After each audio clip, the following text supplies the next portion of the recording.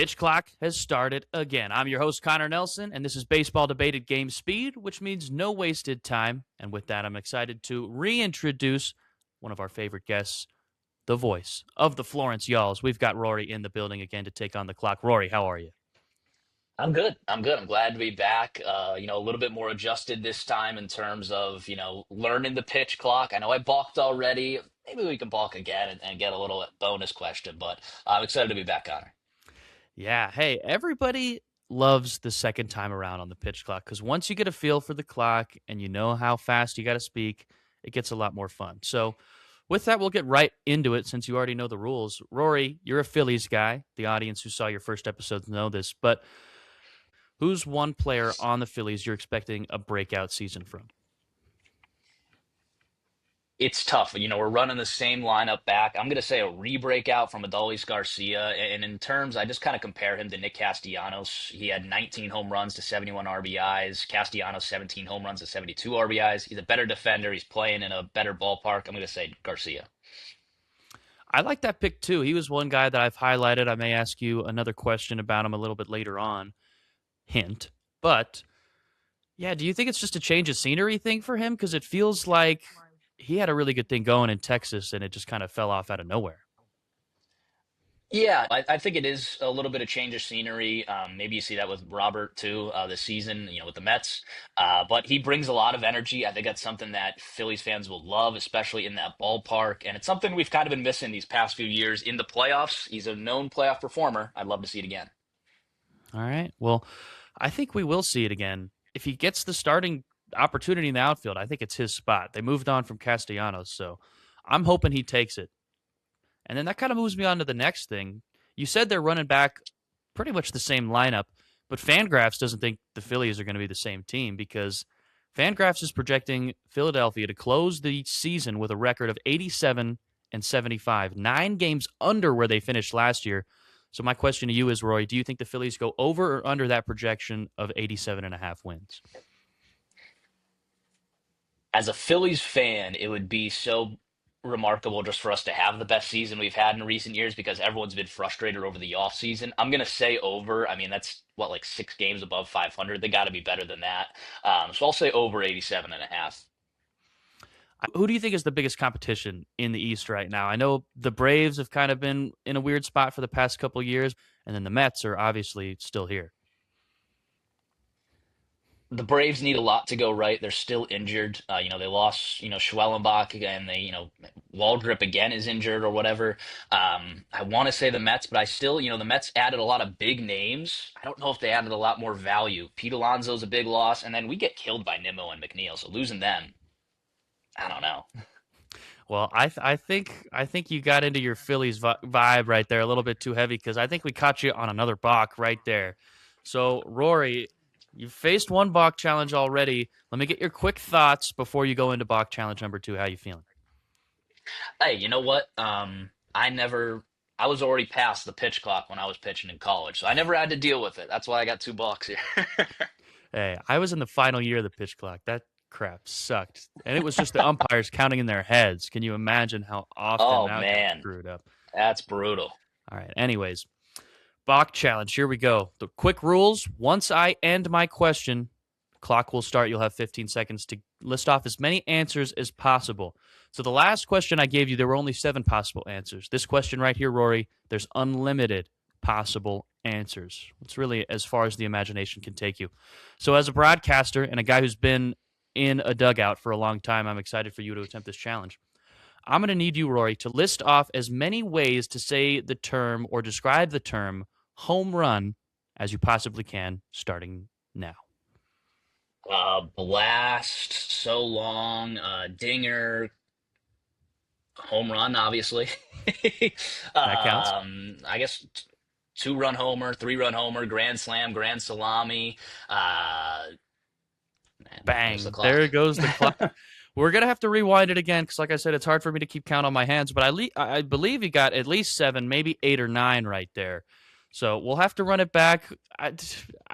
We haven't done this question either. I don't know if I'm going to be able to accept the solo 2-run homer, but I'll let that slide for now. Maybe I need to rephrase the question the next time. But Hey, I like it. You could have no. What do you say's? Oh gosh, I should have done salute goodbye. I didn't know if I could use like terms. I did say so long. That's kind of mine, but yeah, what do you say? Apo Oh, taco I've used a lot. yep. Man.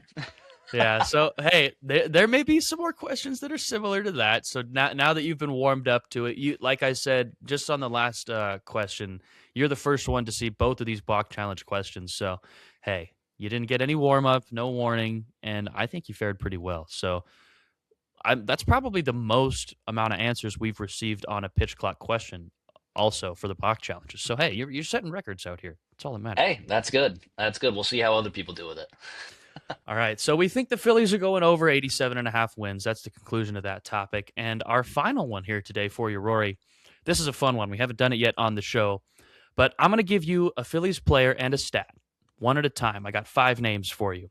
So after each name, you'll have the normal 15-second timer, but all you're going to have to do is say over or under. You can give a little bit more explanation if you want to, but all you're going to have to do is tell me whether you or not you think that player will go over or under the stat that's given. So So, after each name, I have 15 seconds, or yeah, is the whole thing 15 seconds? no, still you got 15 seconds after each name. So don't Okay, don't feel perfect. I'm not going to it's not going to be over under five. Yeah. Don't worry about that. We won't do that. That would get too confusing for even me to comprehend. So we're going to go one at a time, nice and slow because the pitch clock is fast. All right. Name number 1. Trey Turner, 30 stolen bases. My heart wants over. Yeah, I'm gonna say over. Man, you know the fun one is Josh Naylor had 30 stolen bases last year. Trey Turner had 36. He's got to be better than Josh Naylor. Let's go over. Yeah, he's hit it in 1 out of his 2 seasons with the Phils so far, and he's played over 140 games in each of those, or over 120 games rather, in each of those seasons. So if he gets a full 162, I think he should definitely be clearing that mark. Next name, guy we've already mentioned today, Adolis Garcia, 20 home runs. Let's go over. He had 19 in Globe Life. He's now playing at Citizens Bank Park. A lot more hitter friendly. That's got to be an over. If it's not, then it's you paid him a bad contract. That was what we were looking for right there. I think you hit the question on, on the nose because that would be the second year in a row after 2 All-Star appearances over the course of 3 seasons that he would go under 20 homers. It'd be pretty shocking if that were to just fall right off the table for him. All right, but next name, Aaron Nola, 3.5 ERA. Oh, oh man.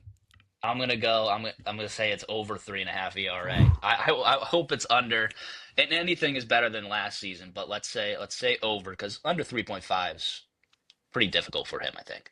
3.5 is a tough number. He hasn't reached that mark or under it since 2022. So who knows? A breakout season, they're going to need a lot from him and this starting rotation with the loss of Ranger Suarez. So going to be depending on guys to make some more quality starts. But next name, another guy they're going to be depending on for a lot of quality innings, Johan Duran, 30 saves.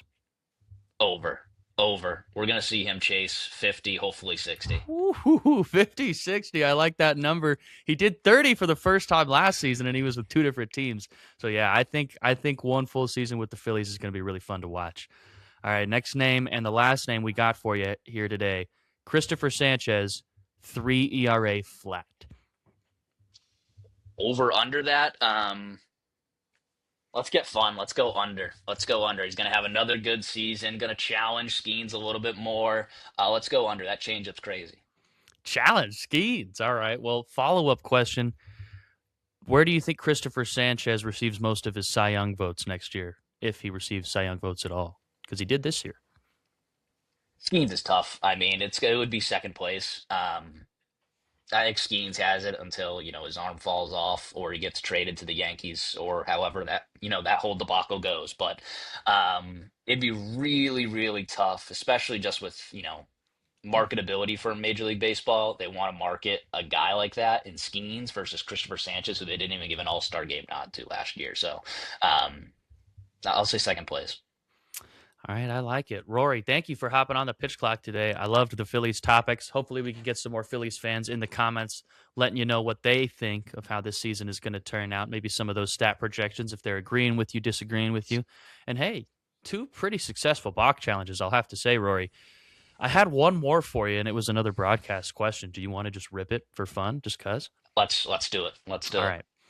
So let me get this clock restarted for you here.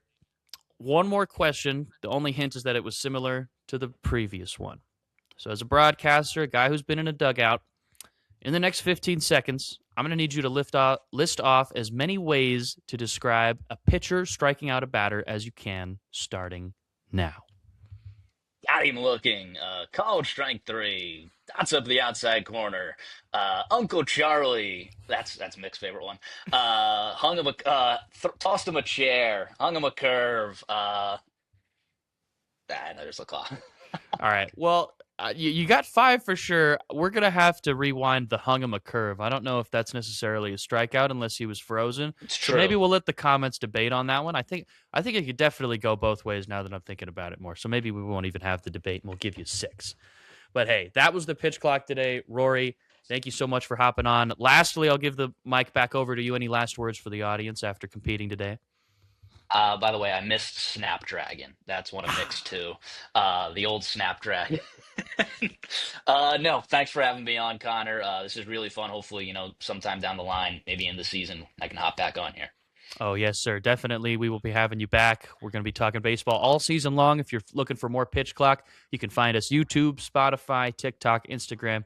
We're all over the place. And friends, we will catch you next time. That was today's